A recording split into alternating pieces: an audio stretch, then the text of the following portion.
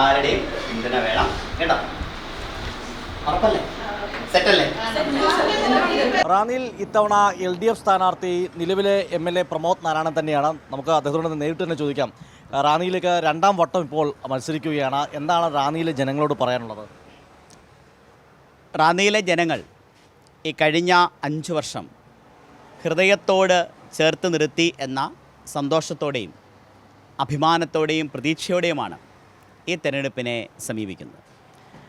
അങ്ങേക്കറിയാവുന്നതുപോലെ കഴിഞ്ഞ തെരഞ്ഞെടുപ്പിൽ അന്നും കൈരളി കൂടെയുണ്ടല്ലോ. ആ തെരഞ്ഞെടുപ്പിൽ വരുമ്പോൾ ഒരു പരിധിവരെ അപരിചിതനായിരുന്നു.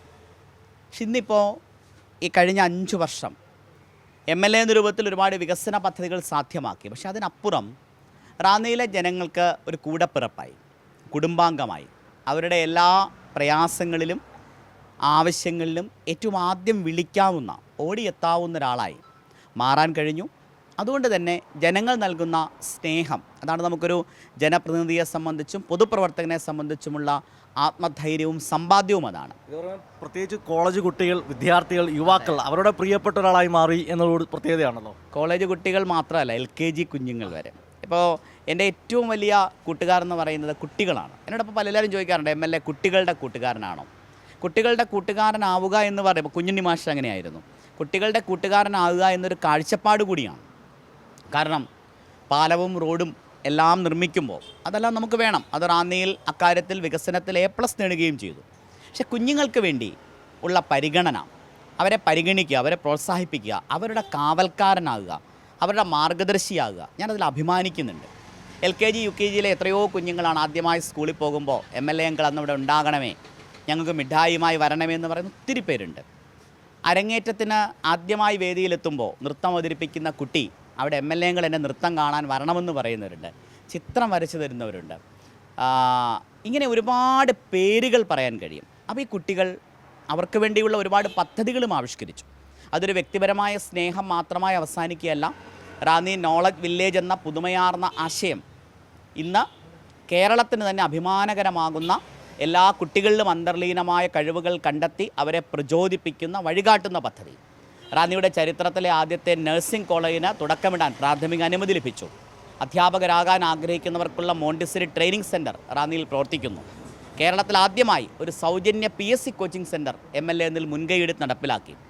നഴ്സിംഗ് കമ്മ്യൂണിറ്റി ഒരുപാടുള്ള റാന്നിയിൽ ജർമ്മനിയിലേക്ക് പോകാൻ ആഗ്രഹിക്കുന്നവർക്ക് ടിക്കറ്റും വിസയും തൊഴിൽ തേടാനുള്ള സൗകര്യവുമെല്ലാം സൗജന്യമായി അതെല്ലാം സജ്ജമാക്കുന്ന ഒഡേപെക്കിൻ്റെ, സംസ്ഥാന സർക്കാരിൻ്റെ ലാംഗ്വേജ് ഇൻസ്റ്റിറ്റ്യൂട്ട് റാന്നിയിൽ പ്രവർത്തിക്കുന്നു. ഈ നിലയിൽ വലിയ വൈജ്ഞാനിക മാറ്റമുണ്ടായി. പക്ഷേ കേരളത്തിലെ ഏറ്റവും കൂടുതൽ സ്കൂളുകൾക്ക് പുതിയ കെട്ടിടം നിർമ്മിച്ച് നൽകിയ മണ്ഡലം റാന്നിയാണ്. 20 കാര്യം പറഞ്ഞു തന്നെ നമ്മൾ ഒരുമിച്ചുണ്ടായിരുന്ന ഒരു ചടങ്ങിലാണല്ലോ അദ്ദേഹം പറഞ്ഞത്.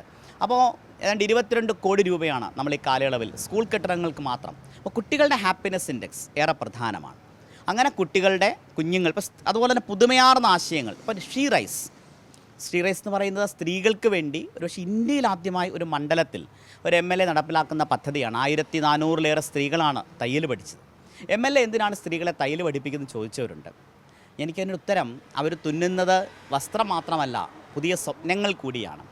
അടുക്കളയിൽ നിന്നും അരങ്ങിലേക്ക് എത്തിയ സ്ത്രീകൾ, കുടുംബശ്രീ പ്രവർത്തകർ, അവർക്ക് വരുമാനത്തിൻ്റെ, സ്വന്തം കാലിൽ നിൽക്കാൻ കഴിയുന്ന പുതിയ വഴിതെളിക്കാൻ കഴിഞ്ഞു. അപ്പോൾ ഈ തരത്തിൽ പുതുമയാർന്ന ആശയങ്ങൾ നടപ്പിലാക്കാൻ കഴിഞ്ഞു. പിന്നെ നമ്മുടെ ഗവൺമെൻറ്, നമുക്കറിയാം, നമ്മുടെ ഗവൺമെൻറ് ഒരുപാട് മാറ്റങ്ങൾ കൊണ്ടുവന്നൊരു ഗവൺമെൻറ്റാണ്. ഇത്രയധികം ജനക്ഷേമ പദ്ധതികൾ. ഇന്ന് ഏറ്റവും കൂടുതൽ ചികിത്സാ സഹായം ലഭിച്ച മണ്ഡലങ്ങളിലൊന്ന് റാന്നിയാണ്. ആശുപത്രികൾ ഏറ്റവും മെച്ചപ്പെട്ട റാന്നി താലൂക്ക് ആശുപത്രി 17 കോടി, എഴുമറ്റൂർ ആശുപത്രി 8 കോടി, പൂർത്തീകരിച്ച മക്കപ്പുഴ ആശുപത്രി 1.8 കോടി, അങ്ങാടി ആശുപത്രി 1.56 കോടി, പിന്നെ പുതിയതായി വരുന്ന നിലയ്ക്കൽ സൂപ്പർ സ്പെഷ്യാലിറ്റി ആശുപത്രി, പെരുന്നാട്ടിലെ കിടത്തി ചികിത്സ, പെരുന്നാട് 2.5 കോടി പുതിയ, ഇങ്ങനെ റാന്നിയിലെ 12 പഞ്ചായത്തുകളിലെയും ആതുരാലയങ്ങൾ, ആതുരാലയങ്ങൾക്ക് മികച്ച സൗകര്യമുണ്ടായി. ആരോഗ്യത്തിൽ, വിദ്യാഭ്യാസത്തിൽ, ഇൻഫ്രാസ്ട്രക്ചറിൽ കിഫ്ബി പദ്ധതി, അടത്തഞ്ചാൽ മുക്കൂട്ടുതറ റോഡ് 34 കോടി, റാന്നി പാലം നിർമ്മാണം ആരംഭിച്ചു. ഇങ്ങനെ എത്രയോ വികസന പദ്ധതികളാണ് നടപ്പിലായത്. അപ്പോൾ സർക്കാരിൻ്റെ ഒരു കരുതൽ, സർക്കാരിൻ്റെ വികസന പദ്ധതികൾ അത് ഏറ്റവും വന്നെത്തിയ മണ്ഡലങ്ങളിലൊന്നാണ് റാന്നി. അതുകൊണ്ട് തന്നെ രാഷ്ട്രീയത്തിനതീതമായി, എല്ലാ ഭേദങ്ങൾക്കും അതീതമായി റാന്നിയിലെ ജനങ്ങൾ വികസനത്തിന് A+ കിട്ടി, അത് ഗവൺമെൻറ്റിനും A+ കിട്ടി. ആ റെക്കോർഡ് റാന്നിയിലെ ജനങ്ങൾ കാണുന്നുണ്ട്. MLA എന്ന നിലയിൽ അതിനായി നടത്തിയ പരിശ്രമത്തെ ജനങ്ങൾ കാണുന്നുണ്ട്. അതുകൊണ്ട് തന്നെ മികച്ച ഭൂരിപക്ഷത്തിൽ ജയിക്കാൻ കഴിയും എന്ന ഉറപ്പുണ്ട്, വിശ്വാസമുണ്ട്. അങ്ങനെ ഉണ്ടാകണം, ഒപ്പമുണ്ടാകണം എന്ന് ജനങ്ങളോട് ഏറ്റവും വിനയത്തോടെ അഭ്യർത്ഥിക്കുകയും ചെയ്യുന്നു. ശബരിമലയിലിരിക്കുന്ന മണ്ഡലമാണ്. ശബരിമലയിൽ നിലയ്ക്കൽ കുടിവെള്ള പദ്ധതി യാഥാർത്ഥ്യമാക്കാൻ അങ്ങയുടെ ഓർത്ത് സാധിച്ചു എന്നത് വലിയ നേട്ടമല്ലേ? അതെ, ശബരിമല നമുക്കറിയാം, ശബരിമല തീർത്ഥാടനം സുഗമമാക്കാൻ, സുരക്ഷിതമാക്കാൻ ഏറ്റവും നന്നായി പ്രയത്നിച്ച ഒരു ഗവൺമെൻറ്റാണ്.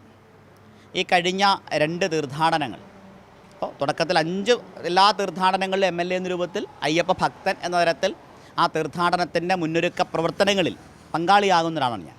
നമ്മുടെ ആദരണീയനായ മുഖ്യമന്ത്രി തന്നെയാണ് എപ്പോഴും നേരിട്ട് ഇക്കാര്യത്തിൽ മുൻകൈ എടുക്കുന്നത്. മുമ്പ് ദേവസ്വം മന്ത്രിയായിരുന്ന ശ്രീ K. രാധാകൃഷ്ണൻ, ഇപ്പോൾ ബഹുമാനായ സഖാവ് VN വാസവൻ, ഇവരെല്ലാം ഇത്തവണ ഈ കഴിഞ്ഞ 2 വർഷം കണ്ടൊരു പ്രത്യേകത, മണ്ഡലകാലം കഴിഞ്ഞ് 3ാമത്തെ ദിവസം അടുത്ത മണ്ഡലകാലത്തിൻ്റെ ഒരുക്കങ്ങൾ ആരംഭിക്കുകയാണ്. ആ തരത്തിൽ വളരെ കൃത്യമായി നമുക്ക് ഇടപെടാൻ കഴിഞ്ഞു. എല്ലാ സൗകര്യങ്ങളും ഒരുക്കാൻ. ഇത്തവണത്തെ തീർത്ഥാടനം കഴിഞ്ഞപ്പോൾ ആളുകൾ പറഞ്ഞല്ലോ, ഒരു പിഴവുമില്ല, പരാതിയുമില്ല. അതോടൊപ്പം ഏറ്റവും പ്രധാന കാര്യമാണ് ശബരിമലയിൽ സൗകര്യങ്ങൾ ഒരുക്കുക. അപ്പോൾ തന്നെ 121 കോടി രൂപയാണ് നിലയ്ക്കൽ കുടിവെള്ള പദ്ധതി. ശബരിമലയിലേക്ക് എത്തുന്ന അയ്യപ്പ ഭക്തന്മാർക്ക് ടാങ്കറുകളിൽ വെള്ളമെത്തിക്കുന്ന ആ ഒരു കാലം കഴിയുന്നു. അവിടേക്ക് നേരിട്ട് വെള്ളമെത്തിക്കുന്നു.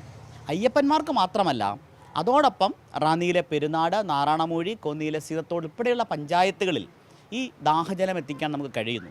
ആ തരത്തിൽ വലിയ നേട്ടം. ഇപ്പോൾ നിലയ്ക്കൽ ആശുപത്രി അയ്യപ്പ ഭക്തന്മാർക്കും മലയോര ജനതയ്ക്കും ആശ്വാസകരമാണ്. അവിടെ തന്നെ കിഫ്ബിയുടെ സൗകര്യം ഉപയോഗിച്ചുകൊണ്ട് താമസിക്കാനുള്ള സൗകര്യം, ഇങ്ങനെ ഒരുപാട് കാര്യങ്ങൾ ശബരിമലയ്ക്ക് വേണ്ടി ചെയ്തു. അതിൽ നാഴികക്കല്ലാകുന്ന പദ്ധതിയാണ് നിലയ്ക്കൽ കുടിവെള്ള പദ്ധതി. തീർച്ചയായും അതെല്ലാം ജനങ്ങൾ മാർക്കിടുന്ന പദ്ധതിയാണ്. സർക്കാരിന് നല്ല പ്രോഗ്രസ് റിപ്പോർട്ട് ലഭിക്കുന്ന പദ്ധതികളുമാണ്. തീർച്ചയായിട്ടും നമ്മളും ആശംസകൾ നേരുകയാണ്. MLA വോട്ട് ചോദിക്കുമായിരുന്നു, ആളോട് ചോദിച്ചോളൂ, സംസാരം തുടർന്നോളൂ. ആളോടുള്ള ആള്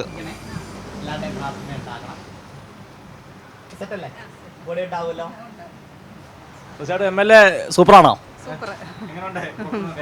കുഴപ്പമില്ല, നല്ല പ്രവർത്തനം. നല്ല റാന്നിയുടെ കൂടെ 5 വർഷം ഉണ്ടായിരുന്ന ആളാണല്ലേ? എങ്ങനെയുണ്ടേ? നല്ല അഭിപ്രായം തന്നെയാണ്. ഞങ്ങളുടെ MLA പറ്റി നല്ലൊരു അഭിപ്രായം തന്നെ. അതുകൊണ്ടായിരിക്കും വണ്ടി പോകുന്ന കണ്ടപ്പോൾ MLA കണ്ടപ്പം ഇറങ്ങി തീർച്ചയായിട്ടും ഇറങ്ങി സംസാരിച്ചു. ഓടി ഇറങ്ങി. അവരുടെ സ്വന്തമാണ് അല്ലേ? റാന്നിയുടെ സ്വന്തമായി. റാന്നിയുടെ സ്വന്തമാണ്. ഇതാണ് പ്രമോദ് നാരായണൻ കഴിഞ്ഞ 5 വർഷം കൊണ്ട് റാന്നിയുടെ സ്വന്തം ആളായി മാറിയിരിക്കുകയാണ്. ക്യാമറമാൻ അഖിലേഷ് കൊടുമണ്ടൊപ്പം സുജിറ്റി ബാബു, കൈരളി ന്യൂസ്, പത്തനംതിട്ട.